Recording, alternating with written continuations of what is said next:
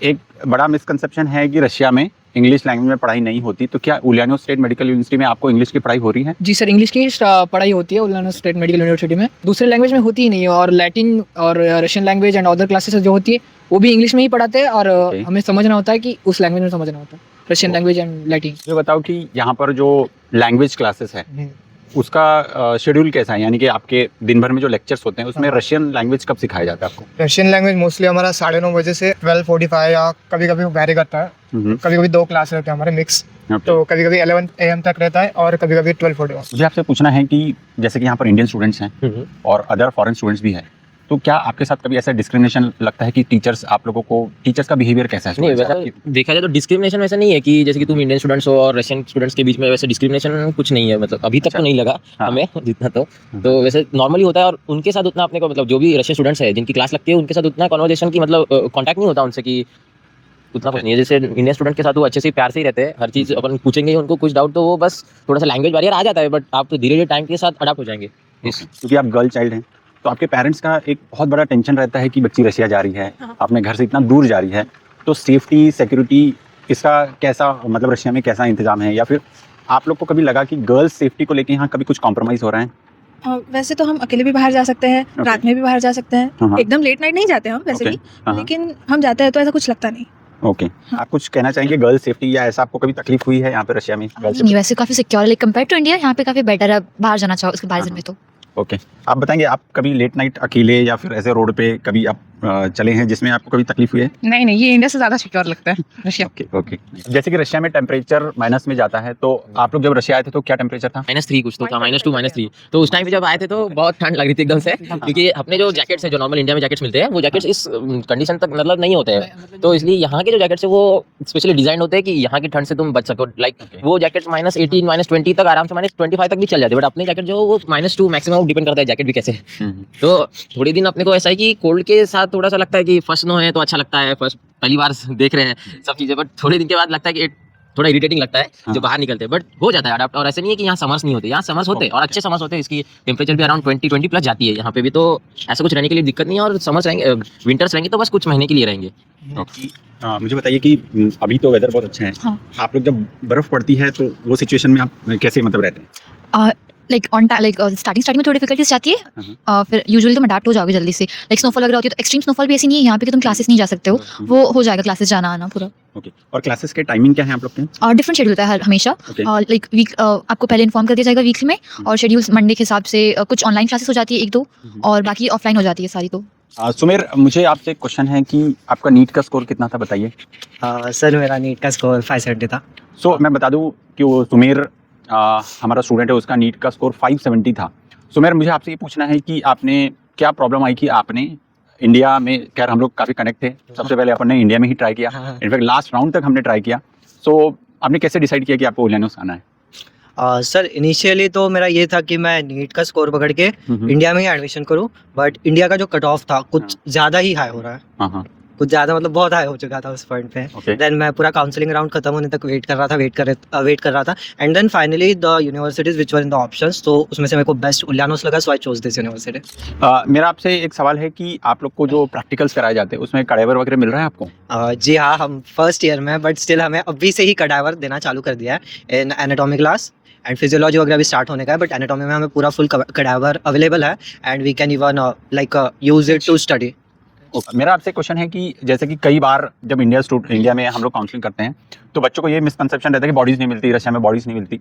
तो आप लोग यहाँ हो, ठीक है, आप लोग को यहाँ फैक्ट बताइए, क्या आपको पता चला है कि यहाँ के हॉस्पिटल विजिट्स के दौरान आपको बॉडीज़ मिलती हैं इसके लिए, डिसेक्शन वगैरह के लिए? सभी पहली चीज़ तो मैं ही यूनिवर्सिटी जब चूज कर रहा था, मेरा भी मतलब मेन एम था कि यहाँ बॉडी मिले, कैडेवर मिले, ऐसा नहीं हो कि डिजिटल टीचिंग हो। मैं ये देख के ही आया था, तो यहाँ ऐसा कुछ नहीं है, कैडेवर आपको फर्स्ट ईयर से ही मिल जाएगा।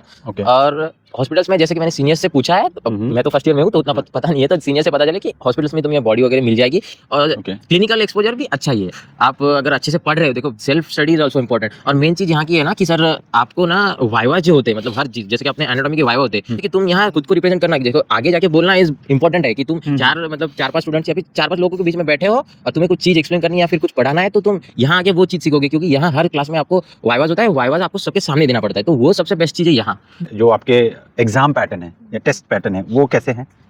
क्लास टाइमिंग तो ये रैंडम होता है, शेड्यूल आ जाती है संडे को और वो पूरे वीक का शेड्यूल देता है। हाँ। और एग्जाम का तो हर क्लास में वाइवाज होते हैं, उस वाइवा वो 5 मार्क का वाइवा होता है और उस पर अपन को मार्किंग करनी होती है और एक कट ऑफ होता है, जैसे एनाटॉमी का अपनी कट ऑफ है समथिंग 72 मे बी 72 74 और वो अपना पूरा थीम होता है मतलब पूरा लेसन होते हैं, समझ लो 18 लेसन है तो 18 लेसन में पूरे 5 मार्क में अपन को स्कोर करने होते हैं। अगर अपना पूरा मार्किंग ओवरऑल 72 से कम आया तो बच्चों की एग्जाम लगेगी वरना वो ऑटो क्रेडिट होता है। अटेंडेंस कितना इंपॉर्टेंट है यहाँ पर? अटेंडेंस काफ़ी इंपॉर्टेंट है, लाइक बच्चे काफ़ी स्किप करते हैं क्लासेस, बट लाइक तुम्हारी एग्जाम के जो मार्क्स है वो अगर बेटर है, अगर तुम्हारी अटेंडेंस नहीं है तो भी तुम्हारा लॉस होगा उसमें, तो attendance is very important. Okay चलिए अभी हम जानते हैं, देखिए आप लोग इंडिया से यहाँ तक पहुँचे, अभी तक की जर्नी यूनाइटेड स्टडीज से जो आपको सर्विसेज मिले हैं उसके बारे में आप लोग थोड़ा सा बताएं कि आप लोग को हमारा सपोर्ट सिस्टम कैसा लगा? सर सबसे पहले तो जो सपोर्ट था मैं इंडिया से स्टार्ट करना चाहूँगा बिकॉज हमारा पूरा इंडिया की भी काउंसलिंग हुई थी तो इंडिया के काउंसलिंग में थ्रू आउट सर ने मेरे को चार्ट शीट्स बना के दी थी, कट ऑफ्स बताए थे ये कट ऑफ्स हो गए ये रैंक होंगे, तो हाँ it definitely help and even fee structure and बता दिया था मेरे क्लास के लिए।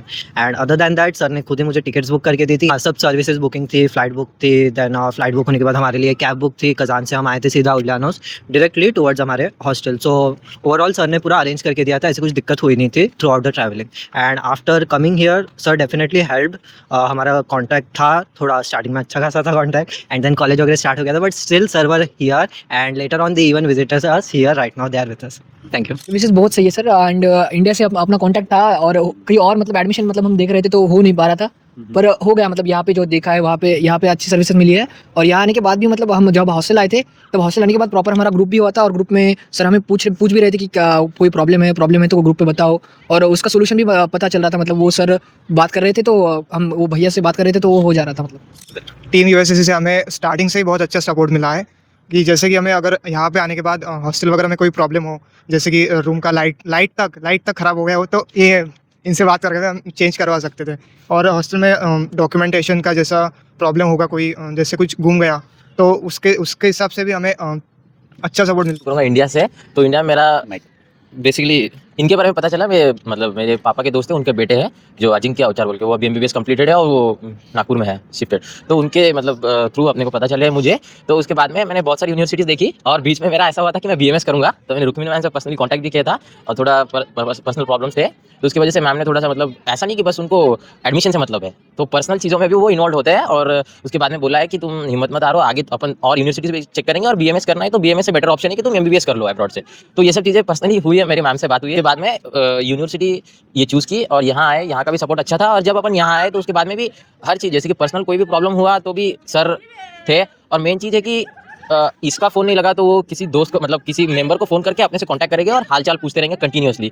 तो ये सब चीज़ें पर्सनली ख्याल रखते हैं स्टूडेंट्स का। और बहुत सारी चीज़ें हैं जैसे कि मेन चीज़ यहाँ जो नए अपन दूसरे कंसल्टेंसी से आए वाले बच्चों को मैंने देखा है कि करेंसी एक्सचेंज करना ना, वो इंडियन INR लाए थे और उनको चेंज कराने में फिर बहुत सारी दिक्कत हुई थी, बट जो कि हमारे साथ नहीं हुई और हम सीधे हमें रूबल्स दिए सर ने, और ऐसा नहीं कि पूरे रूबल्स दिए, हमें डॉलर्स भी दिए, रूबल्स भी दिए, INR भी लाए थे, जैसे कि जो रेट सही मिले हम यहाँ एक्सचेंज भी करते हो। ये सब एक फेवरेबल कंडीशन बना के हमें यहाँ भेजे। जैसे यहाँ तक आने तक का हमें कोई दिक्कत नहीं रहा और यहाँ पे आने के बाद भी जो भी दिक्कत रहा हमने इनसे बात की, ग्रुप पे बात की, कॉल्स पे बात की, तो मोस्ट ऑफ द प्रॉब्लम्स तो सॉल्व हो जाती है। इंडिया से तो सबने बताया, इनिशियली मैं यहाँ पे बताऊंगी कि यहाँ पे इनिशियली जब तुम स्टार्टिंग में आती है कुछ डिफिकल्टीज फेस होती है, बट सब लाइक आप कॉन्टैक्ट में थे कंटिन्यूसली, तो हमारी जो भी प्रॉब्लम्स थी वो सॉल्व हुई, डॉक्यूमेंटेशन के कुछ इश्यूज थे उसमें भी काफ़ी हेल्प हुई है। Thank you very much friends, आप लोग हमारे साथ हैं और इन फ्यूचर भी कभी भी आप लोग को हेल्प लगेगा, यूनाइटेड स्टडीज़ रुक्मिणी मैं आप लोग के साथ हमेशा रहेंगे और I wish you all the best. आप लोग अच्छे डॉक्टर बनो, ठीक है, थोड़े बहुत आपको कॉम्प्रोमाइज़ करने पड़ेंगे बट स्टिल वी विश आप लोग अच्छे डॉक्टर बनेंगे और इंडिया के FMG फर्स्ट अटेम्प्ट में पास करेंगे, नेक्स्ट फर्स्ट अटेम्प्ट में पास करेंगे और अच्छे डॉक्टर बनेंगे। चलिए thank you sir, thank you. चलो ऑल द बेस्ट।